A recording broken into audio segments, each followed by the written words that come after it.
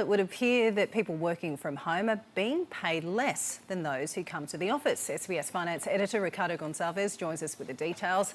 So, Ricardo, how much less are they getting? Well, Janice, economic think tank CEDA says coming out of the pandemic, there is a growing body of international research suggesting employers are having to pay staff more to get them to return to the office. It's analysed statistical data from the latest HILDA survey and found those working from home are generally paid around 5.8% less than those who don't. For someone with an average annual pay, that's a difference of $4,400 a year.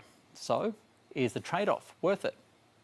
5 years on from the pandemic, the opportunity to work from home still highly valued by employees.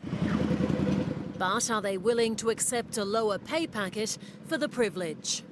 Providing they're doing their job correctly, they're doing their job properly, and they're not at home like procrastinating and just trying to avoid working, they should get the same pay as somebody who works in the office. Others are willing to sacrifice salary for a flexible arrangement.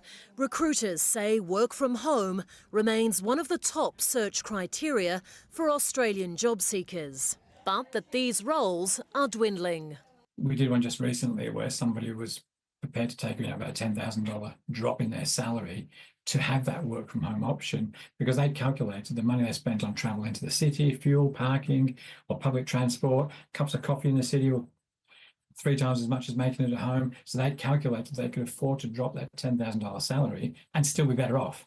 New modelling from the Committee for Economic Development of Australia says someone earning average annual pay who works from home is pocketing around $4,400 less than someone who works on site, a difference of nearly 6%. That's consistent with what is happening abroad. Recent research from the UK suggests remote workers take home up to 7% lower wages than their colleagues in the office. Back home, productivity remains an area of concern, sparking debate among parliamentarians and economists. The research on productivity and working from home indicates that workers who are in hybrid working from home arrangements are at least as productive as their on-site colleagues.